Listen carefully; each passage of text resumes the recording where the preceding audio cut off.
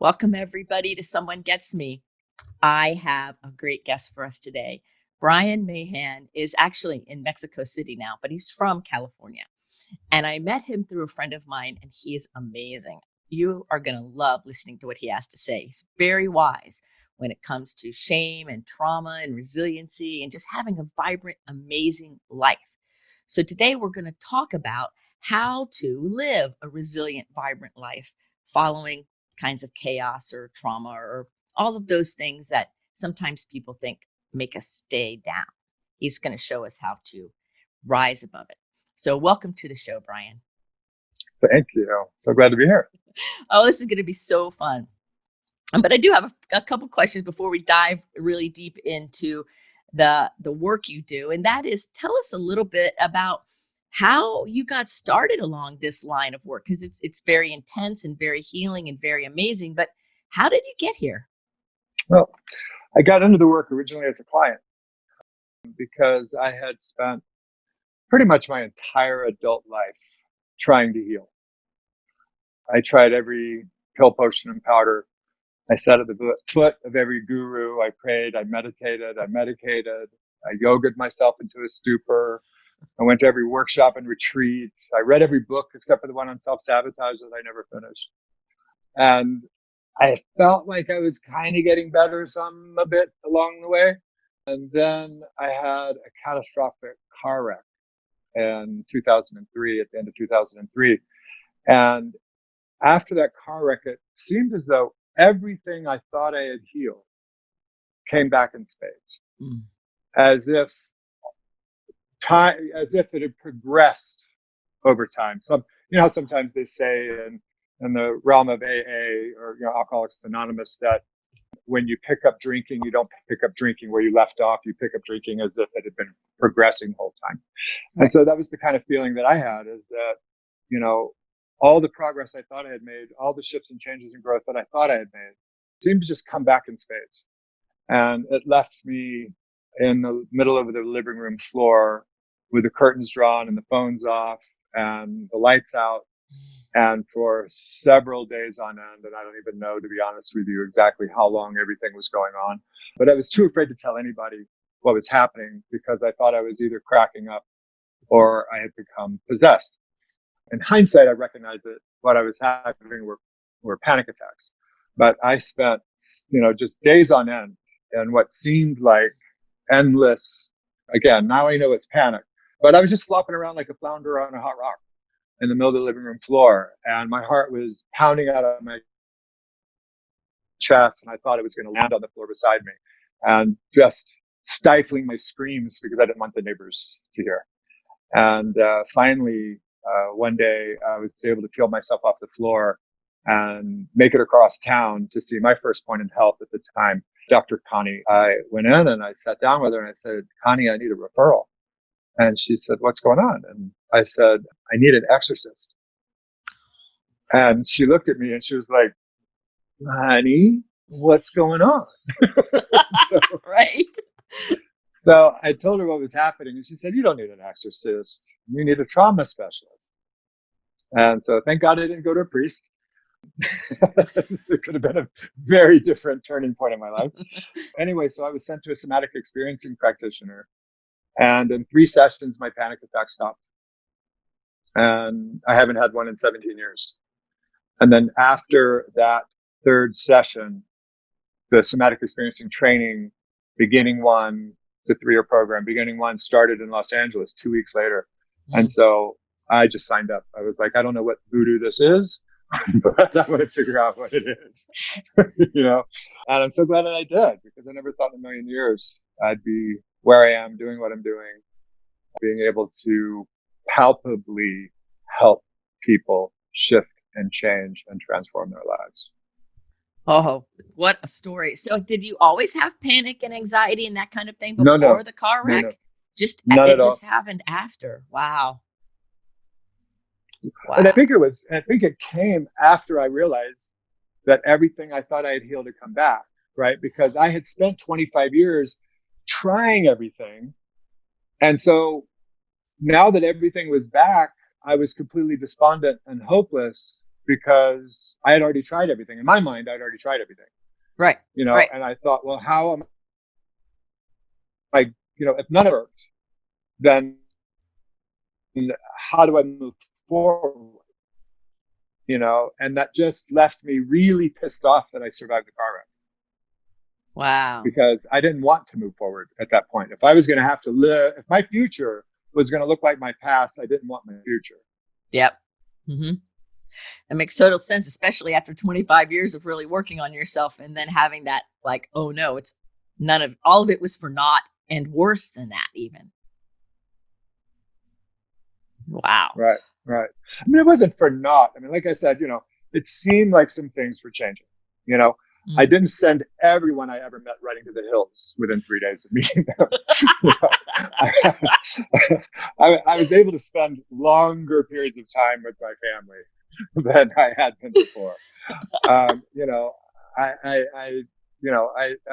There was some changes that I was able to kind of, white knuckle my way through over the years. But nothing really dramatic, nothing really took, and I just felt like I was just like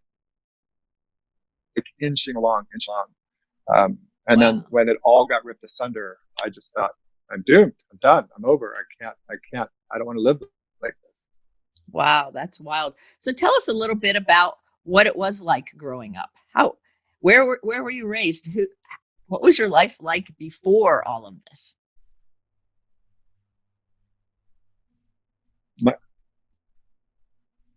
I'm sorry, we kind of froze there for a second. Say that again. Yeah, we did freeze.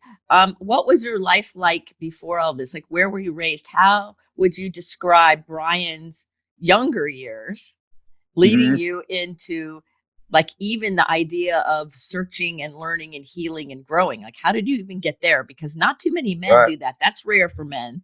So Right. until they're really up against a wall, but you were obviously ahead of your time. So how did that happen? Well, I grew up in the South. I'm 55. I'm getting ready to turn 56. So, I was born in 65. So I was in the South, mid to late 60s, early 70s, mid 70s, just to kind of give you an idea of the culture and, structure in which I grew up. And I also grew up in an affluent household. And my parents had the best of intentions.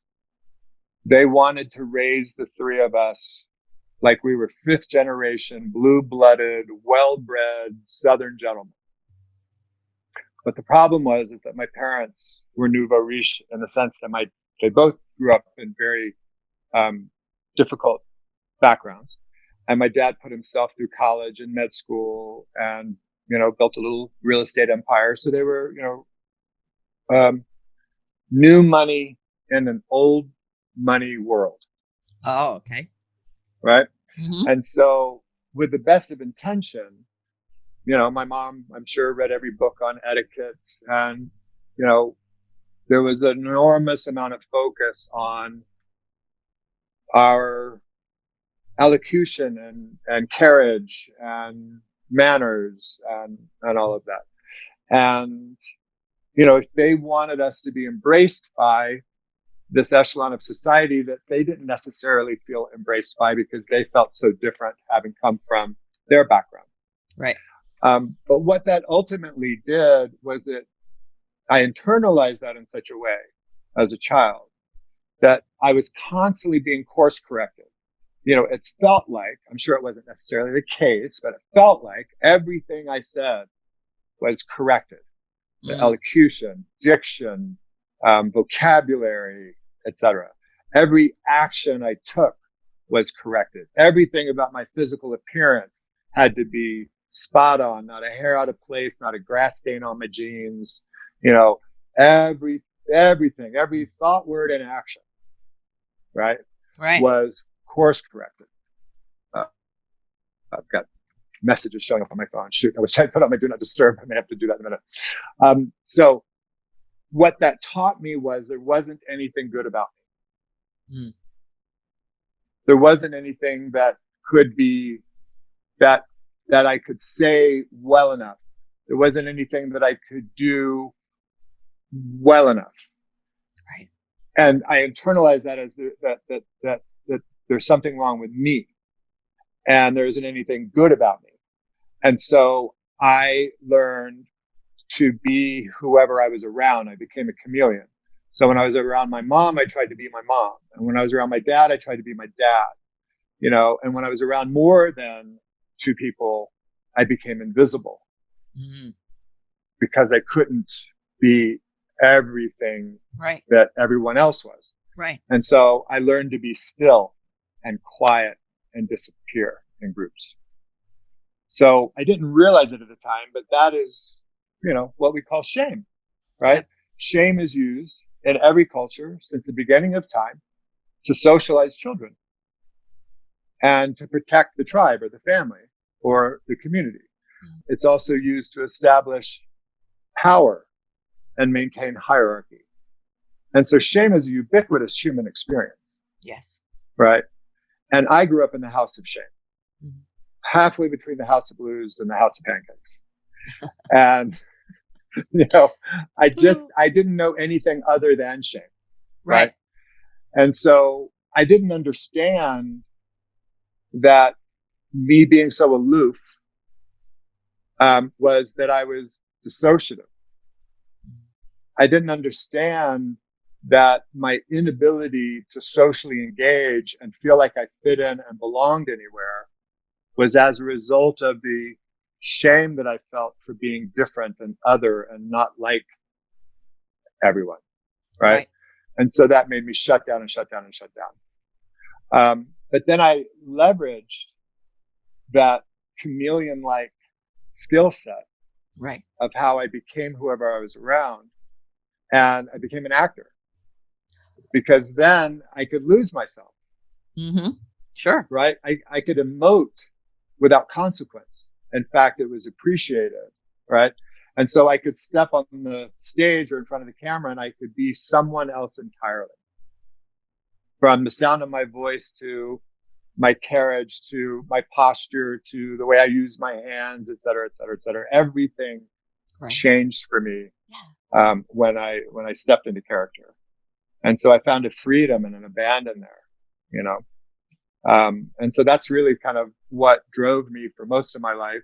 My intention was always that I was going to be an actor. I went to the best school in the country.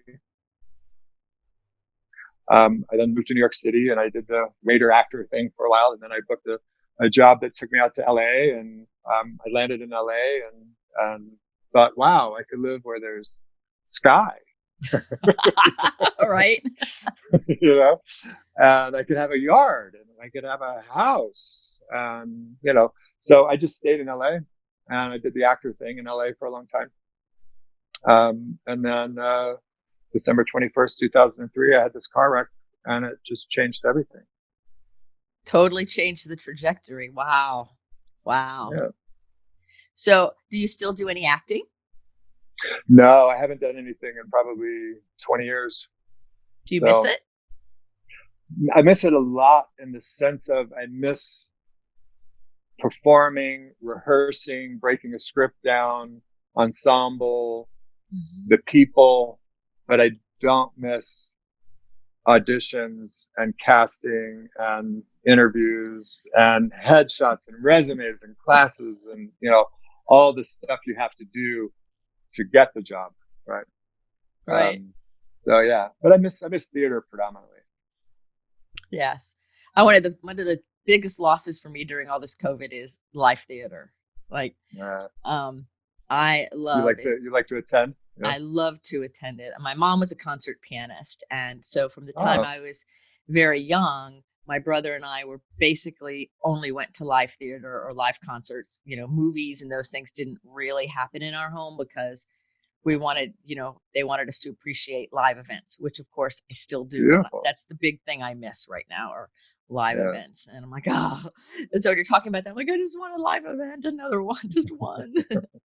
I am going to one in a couple of days. I'm going to an opera that they're doing outside here in Florida. So nice. I will. I get to have a little fix.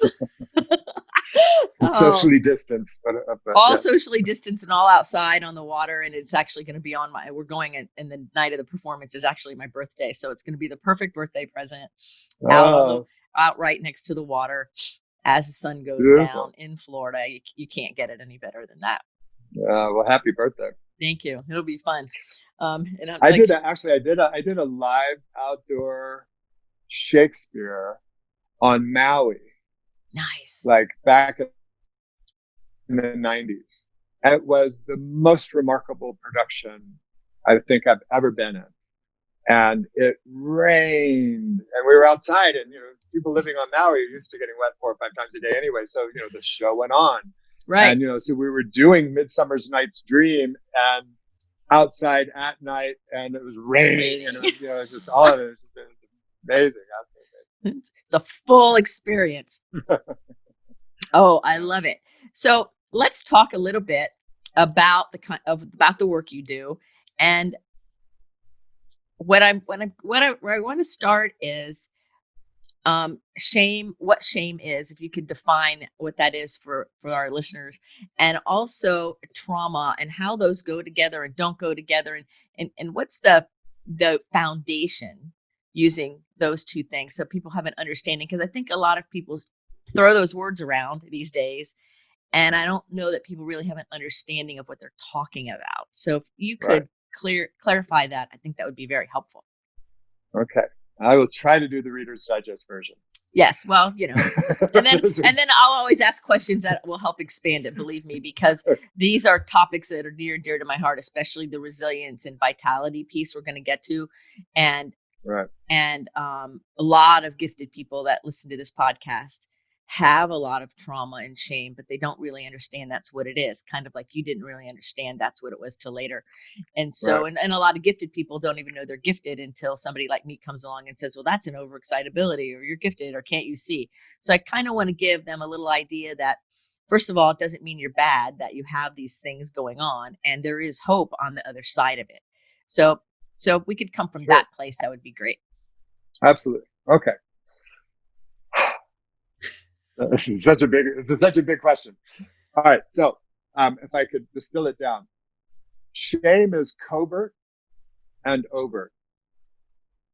So some shame we recognize, and some shame we don't even recognize that that's in the realm of shame. Right. Okay. And so some shame is kind of under the surface, and some shame is, front and present. Shame exists anywhere there is difference. So if you are one down, indifferent from someone, there's shame there. If you're one up and different from someone, there's shame there. Okay. And that's a piece that a lot of people don't really understand. Right. Is that, when you're talented, when you're gifted, when you succeed, there can be shame there because it sets you apart and makes you different from other people. Mm-hmm. Right? So we also have two different kinds of shame. We have toxic shame and healthy shame. We want shame. Without shame, we would all be sociopaths and there'd be no rule of law. Mm-hmm.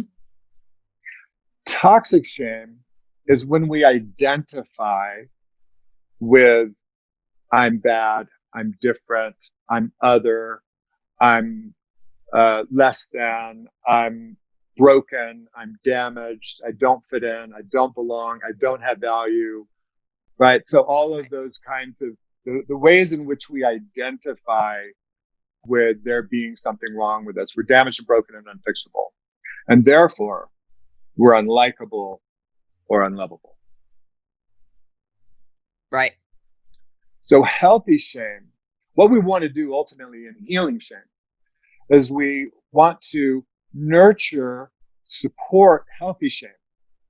And we want to differentiate and tease apart and separate the toxic shame and then transmute the toxic shame into healthy shame.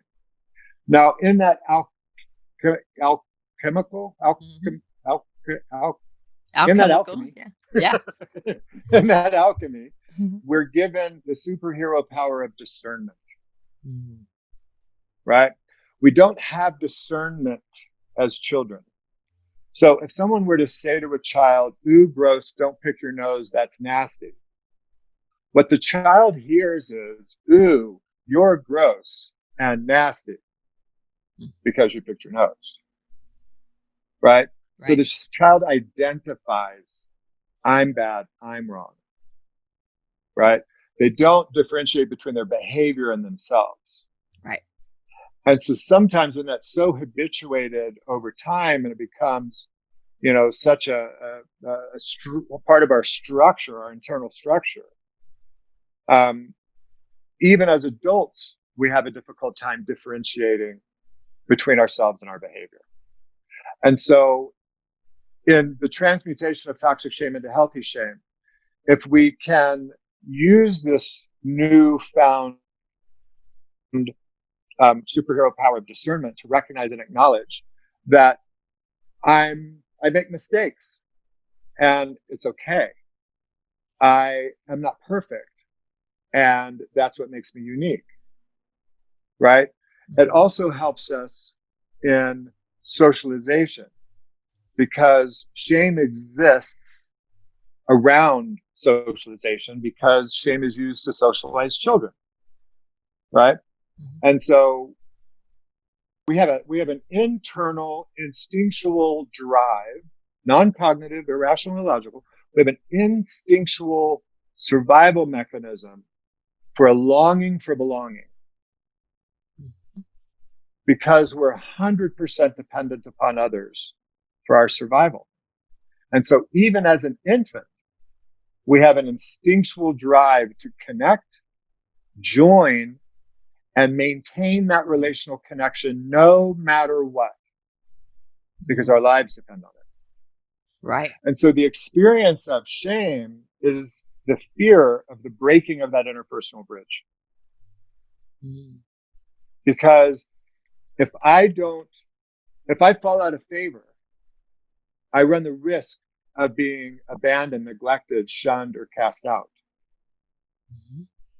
And all of those could lead to my death, right? Right. Because Right. we can't survive on our own. And so we have this drive to belong. We have the need to remain in favor.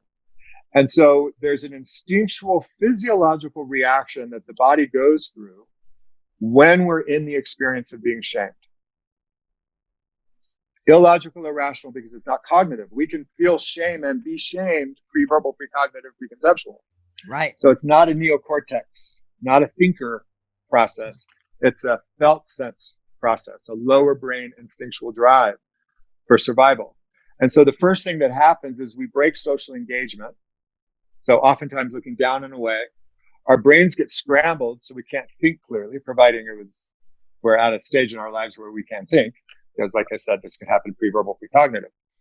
So our brains get scrambled so that we can't think. Our larynx constricts to stop us from saying whatever we were saying. Mm. Our shoulders roll forward, our chest collapses. Sometimes one foot or even both feet turn in. And then our body goes into a freeze state, either through bracing or through collapse.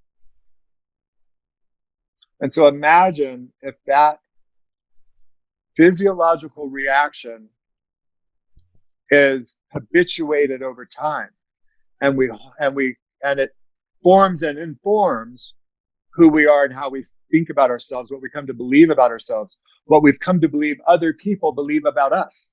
Right. Yeah. Mm-hmm. Right. And so if you think about just the physiology of it, what does this say? And you see people that walk around and, and it doesn't have to be quite pronounced, but, I'm exaggerating it right now. Right. It's, I'm sorry. It's contrition. Yes. Right. And that can lead all the way to, I shouldn't exist. I don't have any value. Mm-hmm. I'm sorry. I shouldn't take up space here. I'm sorry to bother you. Right. So does that answer the initial question of how shame presents and where it comes from? Right? Yes. that answers the question. And I am happy that you mentioned the toxic shame and the healthy shame, because in a lot of the circles and places I travel, people only talk about the toxic shame, and they don't really see that there's more to it. And just when you're discerning, and I always use that word, that we have that ability to discern, and we want to use it as adults. So I think you Right. made that very clear. And it's important to not just lump everything into one spot and think that that's all it is, that there's always Right. more going on. There's more levels. So Right. so how does So trauma let me expand a little bit in there too, Sure. on the topic of healthy shame, because I think this is really significant. Yes. The messaging that we get from the outside world when we're young is that part of you, I don't like it. That part of you doesn't belong. That part of you need to hide. That part of you, I don't ever want to see again. That part of you, you need to hide that. You need to suppress that. You need to kill that part of you off. Mm-hmm. Right? So all the messaging we're getting from the outside world, even with the best of intentions, is the loss of our authenticity. Yes. Because we begin to dismember parts of us. And so in healing shame, what we work on is expanding the container of the grown-ass adult large enough to be able to remember the dismembered parts, Mm-hmm. so that I can be a full, authentic expression of all of me. I live in a polarized universe, so there's going to be parts of me that are in juxtaposition of opposites with one another. Yes. But I can hold them both.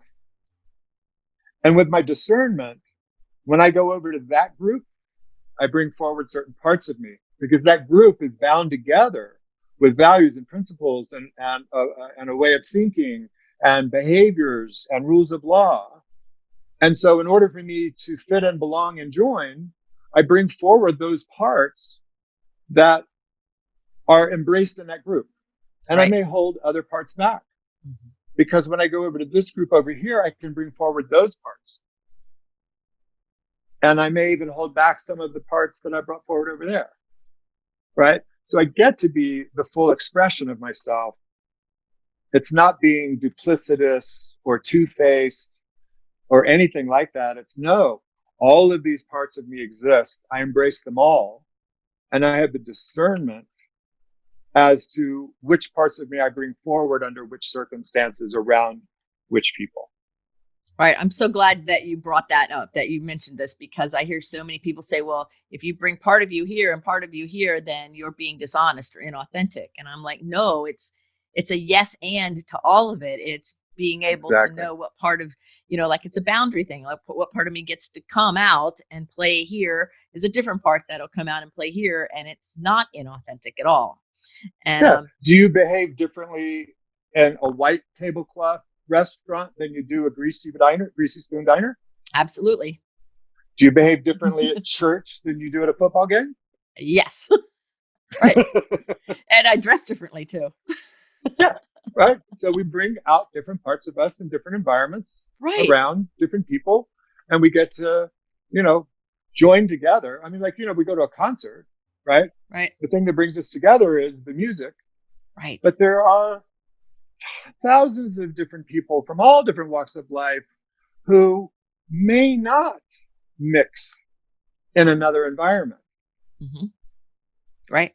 But we find the commonality through our enjoyment of that particular singer or band. Right. In that container, it all fits. Yeah. Right. Yes.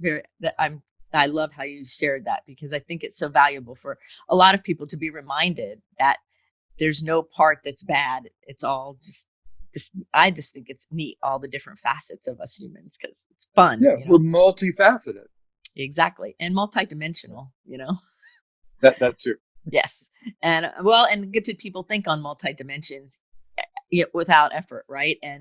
And so sometimes that gets made fun of, that right. we're operating in more than one place at one time. So how does trauma play into this? Okay. What is trauma? Because a lot of people, let me back up. A lot of Yeah. people that I've worked with and that I have listened to the show, but also people in my work, they'll come to me and they go, "Well, I don't have any trauma. Nothing big happened to me." And I'm like, "Well, there's more to trauma than the one big thing that you're comparing to something out there." So, what is trauma? Like, if we use that, it's getting overused now. People are, doing the thing with it out in the culture, but what is it? Okay. So yes, we have little t traumas and we have big T traumas. Mhm. Okay. Most people think in the term of big T traumas. But what is neglect? That's death by 1,000 paper cuts. Little T traumas, right?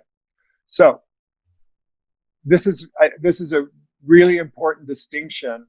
And I'm here in Mexico to finish writing the manuscript for a trauma survivor's guide called I Cried All the Way to Happy Hour. And the main focus of the book is to clarify that to really heal trauma, we need to look at it through the lens of the wound being physiological and psychological. Psychological with things and our past in hindsight, right? So it's how we compartmentalize and try to reframe and gain some time, distance, and space, right? That's the psychological piece. But we can become traumatized pre-verbal, precognitive, and preconceptual. So if we can become traumatized before we can think and reason, then clearly it's not a neocortex dysregulation. And so what trauma is a dysregulation, a disorganization, or like a holding pattern, a stuckness, right, in our nervous systems. Because if we're looking at our experience of the world, pre-verbal, precognitive, and preconceptual, we have an instinctual drive to survive, period, end of statement, full stop. Right. That instinctual drive exists in the lower brain, which we oftentimes refer to as the 3 Fs, but there's actually 5 Fs. So freeze, flight, fight, fornicate, and feed, right? So those are our survival mechanisms. They're without thought. They're without perspective because the lower brain doesn't have thought, doesn't have perspective. That's a higher brain function. Yes. And so what is threat? Threat is the potential or actual rupture of a physical or energetic boundary. So trauma occurs when our nervous systems naturally move from homeostasis into hypervigilance, into arousal to face whatever threat is coming, right? In that state of heightened arousal, we have 3 main choices: freeze, flight, and fight. There's actually a 4th one, feign and fawn. But if we just think about the escalation of the nervous system into hypervigilance, hyperarousal, that is a sentient experience, meaning we feel our nervous systems reaching that crescendo of alarm, right? How am I going to manage this? What do I need to do to face this threat? Then let's say the threat is over by whatever means. All of that arousal needs to unwind, discharge. So what goes up must come down. So all that energetic arousal in the nervous system has to unwind, discharge, reorganize so the nervous system can return to homeostasis or resilience. Mm-hmm. Now, if that process is interrupted in any way, shape, or form and is unable to complete, meaning it could get interrupted in the escalation of arousal, or it can be interrupted in the de-escalation of unwind and discharge. If it gets interrupted, the nervous system wasn't able to return to homeostasis or resilience. And so now we've got like a short circuit in the electrical system of our nervous system. Right. And that short circuit will remain in place until we're able to gain access to that disorganization, that holding pattern, or whatever that is, right? And then work with the nervous system in such a way that it can then unwind and discharge and reorganize. So in working with trauma, we're trying to complete defense responses that may not have gotten completed. Or if our nervous system has gotten stuck in its response process, then we want to be able to help it move out of that frozen state so that it, again, can discharge, reorganize, and return to resilience. So that's why I say we have to recognize that trauma initially occurs in the body, not in the mind, not in the event. It's a physiological response to a nearly impossible situation. And so you're saying the physiology gets stuck. Right. Right. And so then people tell stories to themselves about what it is that's wrong with them or what the problem is or whatever, trying to somehow put it together, why their physiology is dysregulated. Right. Right. But the lower brain, see, here's where the problem with a lot of traditional therapies tread is that the lower brain doesn't know the difference between perception and reality. Right. Mm-hmm. That's a higher brain function. So when we tell our stories, our lower brain is interpreting it as if it's happening again. Yes. So when we're lamenting and ruminating in our own minds, our lower brain is having the experience of it happening again. When we cry on our friend's shoulder or in a closet by ourselves, our lower brain is experiencing it as happening again.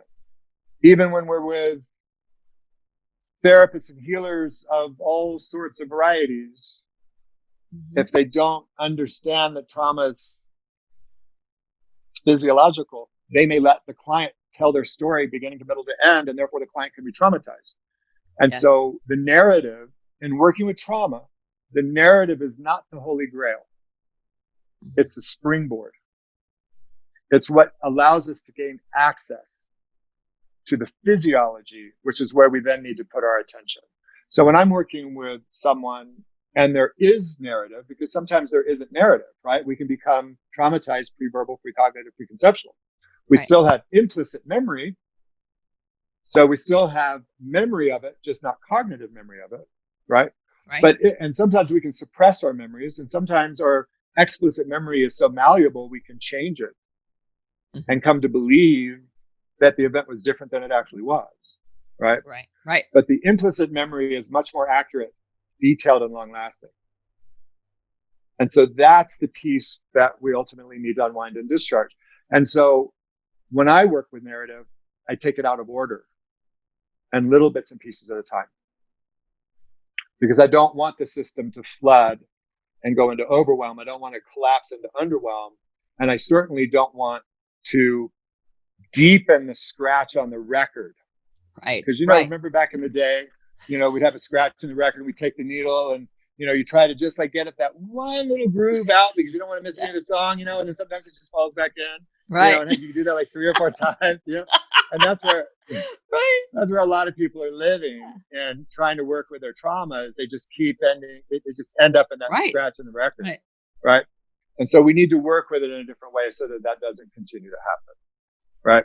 In fact, I would say probably about 50% right now, probably about 40% right now, but of my clients are talk therapists.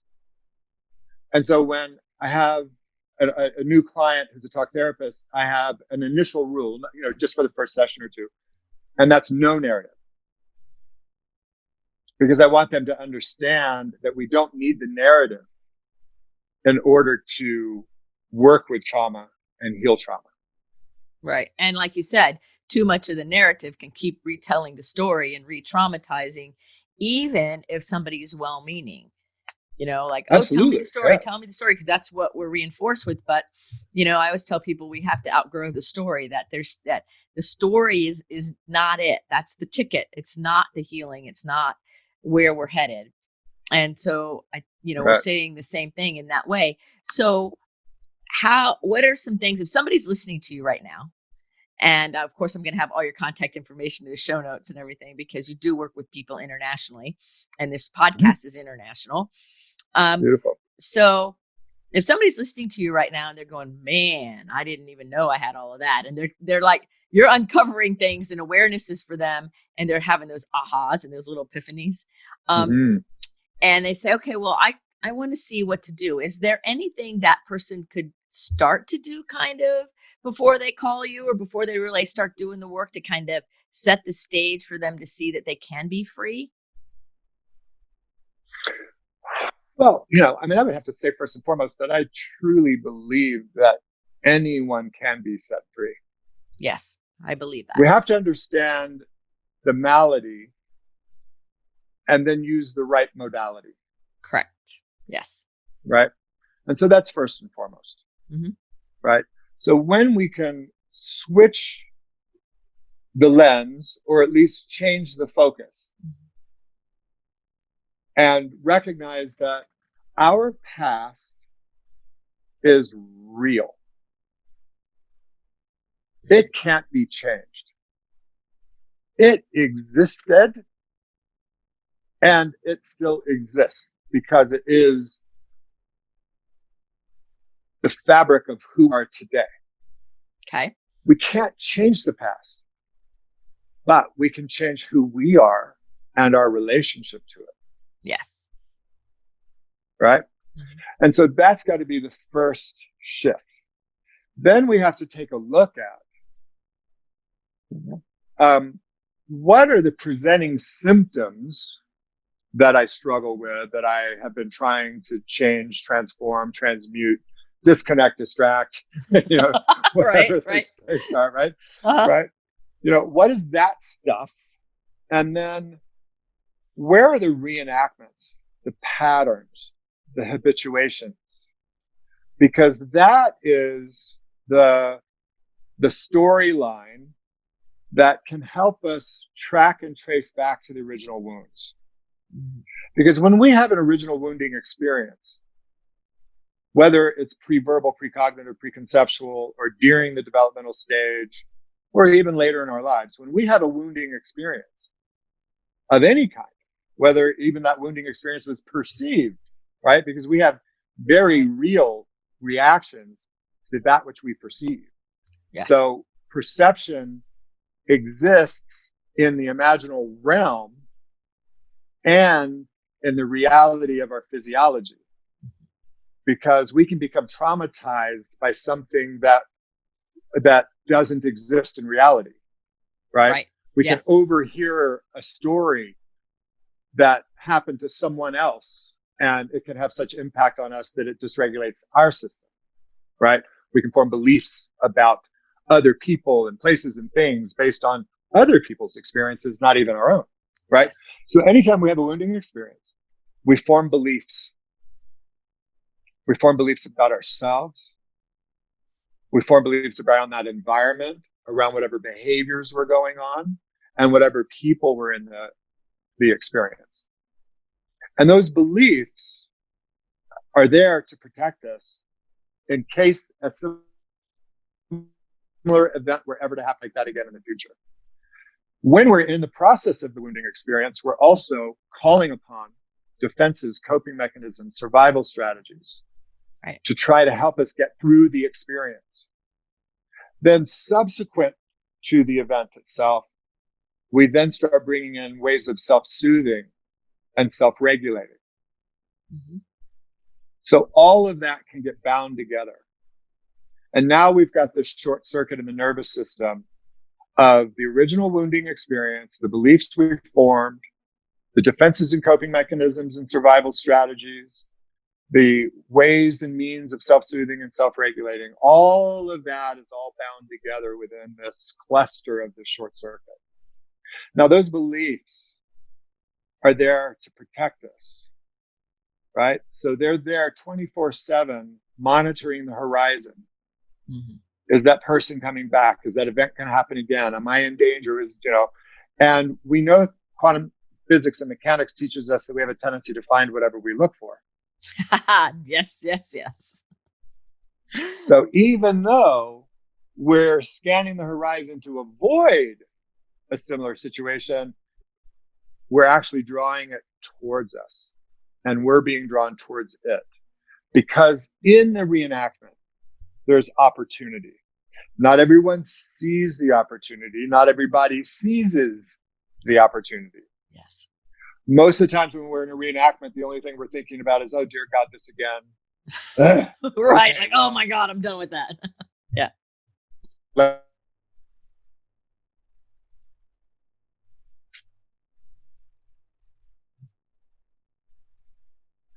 Fix this, hide whatever, right? So we're in the reenactment just focusing on the current details and circumstances, and we're missing the opportunity to recognize that it's a reenactment, to then track and trace it back to the original wound. Because what ultimately needs to happen in order to break the reenactment is the beliefs need to change. Okay. Because beliefs always win. It doesn't matter how educated you are, how many seminars you've taken, how many workshops you've attended, how many books. Beliefs always win. Mm-hmm. So you can white knuckle discipline, you can, dedicate yourself, you can strong arm your will and autonomy, and the belief is always going to win, and you're going to find yourself back in a reenactment again at some point. Right? Right. And so we have to take advantage of this. We have to be able to take our reenactment, track it back to the original wound, and work with the original wound as well. Because if we can get that disorganization, that cluster of overcoupled, wounds and beliefs and defenses and coping mechanisms, if we can tease all of that apart and work with the physiology to help the nervous system discharge, reorganize, return to resilience, and we can have enough reparative and corrective experiences around the current reenactment, all of that's going to call the veracity of those beliefs into question. Then the beliefs can fall away. And then new beliefs can be brought in based on who you are and where you are now in your life. Right. Right? Mm-hmm. Because most people are acting like 4-year-olds. Because all their early childhood wounds, all their developmental trauma, all their attachment styles and all of that has formed and informed who they are, how they see the world, and how they behave in the world. And that can remain stable for the rest of their lives unless they work with it effectively. And part of working with it effectively means we have to work with the biology and physiology of it. Yes, it's just not a mental game. There's much more going on than you can do all the mental gymnastics in the world. Right. Exactly. And the biology and the physiology still remain unless you work with that. I'm so glad to hear you say that, because a lot of people think, I work with a lot of people who believe that if it's in their, cognitive, they can think, and they can think their way out of dealing mm-hmm. with the pain or the disconnection, the dysregulation, the trauma, whatever it is. And I'm like, you can't think your way out of this. It's not a thinking thing. If you could have thought your way out of it, you wouldn't be asking me for help. You wouldn't be searching for an answer. You would have already thought your way out of it. It would be done. Right. And that's what I call, I'm sure you've heard spiritual bypass. Oh yes. Spiritual bypass. I just did a blog on that recently. Oh, okay, cool. Well, I've taken that in my book, and I've expanded upon it with cognitive bypass and behavioral bypass. So these are the 3 main bypass systems that modern humans are using right now. So, yes. And all of it is in an effort to not have to turn around, face what they got to face, lean in, and deal with it. Mm-hmm. The spiritual bypass is, I can pray it away. I can hand it over to Spirit, God, Yahweh, whoever you want, wherever your affiliation, is in alignment with. cognitive bypass is what you just talked about, the mental gymnastics. I don't have to look at my past. I don't have to think about my past. I don't have to worry about my past. I'm just going to pick myself up by the bootstraps. I'm going to think differently, and I'm going to march bravely forward. Right. And then there's behavioral bypass. I feel something I don't want to feel, so right. I'm angry, so I go hit the punching bag. I'm sad, so I eat chocolate cake. I'm, scared, so I, take a hot bath and drink a bottle of wine. So, right. These aren't any of mine, by the way. I'm just using them as general examples. But you know what I mean? So it's like we're trying to figure out the shortcuts. We're trying to figure out all these bypass systems so that we don't actually really have to deal with what we need to deal with. The irony is that if we could just stop and turn around and look at it, acknowledge it, accept it, embrace it, lean in, become willing to feel it, that transformation can happen so quickly and be long lasting because we're reorganizing the nervous system so that it can return to resilience. And when we have a resilient nervous system, it changes who we are and how we show up in the world. And I tell my clients all the time, it doesn't matter the details and circumstances of your life. What matters is who you are and how you show up in it. Right. But most people don't have access to their intuition. They don't have access to the communication that comes from the body because they've spent their entire lives dissociating, disconnecting, and distracting themselves from their bodies. And meanwhile, all of these wounds have been forming.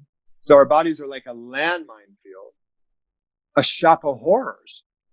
Right. Why would anyone want to lean into that and feel that? Right. And it feels so overwhelming to somebody if they know it's all in there and they don't have a way or an understanding of where to start or what to do, or will I ever come out of it? If I've had people tell me, and I'm sure you've probably heard this too, if I start crying, I will never stop. Right. They're afraid that if they open Pandora's box, that's it. It's never, there's no end in sight. And so there's a lot to walking through all of this. Well, here's the fascinating thing about working with trauma effectively is that it's a short-term process. Yes. Because we're working with, if you work with trauma physiologically, we're working with the lower brain and the autonomic nervous system. Right? The lower brain governs the autonomic nervous system. Right. So when there is transformation, meaning our nervous system is able to go into hyperarousal, then find its own natural peak, unwind, discharge, reorganize, turn to homeostasis or resilience. If we're able to help the body go into that process, complete that process around one event, one memory, one story, one part of one story, it's having a global impact on all of our stories. And so somatic experiencing in and of itself has coined a naturalistic short-term therapy because we don't have to go into every story. We don't have to go into every detail of every story. And sometimes we don't want to go into certain details of stories. And in working with trauma in an effective way, we don't want to go to T0 right away. We want to work on the periphery of things while we're working on the edges, the periphery of these experiences that we've gone through. We're building foundation, strengthening the container, creating a greater sense of safety, bringing in resources and skills and tools so that we can more safely go deeper later, right? And so in working with trauma, we talk in terms of certain axioms. Slower is faster. Right. Less is more. Smaller is bigger, right? So we work with a principle of titration and pendulation. meaning we take a tiny little step into the edge of the trauma vortex, lean in, feel it, hang out, and then shift the attention awareness to the healing vortex of a resource, of something that gives you a sense of well-being, safety, calm, peace, embodiment, empowerment, hope, joy, whatever that might be. Then we go back to find where the new edge of that trauma vortex is, because it's different because the last titration that we did. And then we hang out on the new edge and explore that for a little bit, and then come back out into the resource. And then we drop back in and find the new edge and hang out on it, right? And so we're moving back and forth in and out, not diving down that rabbit hole, head first, hoping that, we're going to land, in the bottom somewhere and then be able to dig our way out of it. That doesn't make sense, right? We need to work slowly, and we need to build capacity so that we can go deeper.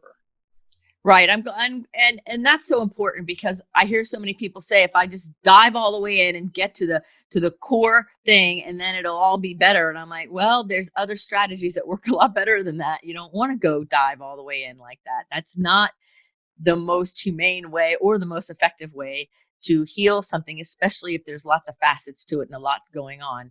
And so again, what you're saying is so valuable to people, because I think there's a lot of misunderstanding.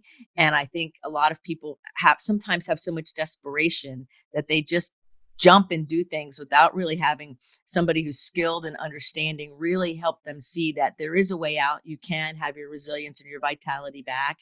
And right. and there's a way to rebuild your belief system in a way that's functioning and healthy and serves you. And it is all possible, right. And you don't have to re-traumatize yourself 900 times to try to get to that, So exactly. I hear that so often. So everything you're saying is so refreshing to me. It's like, yes. Oh boy. Well, if you're listening to Brian, the other thing is sometimes we don't have the story.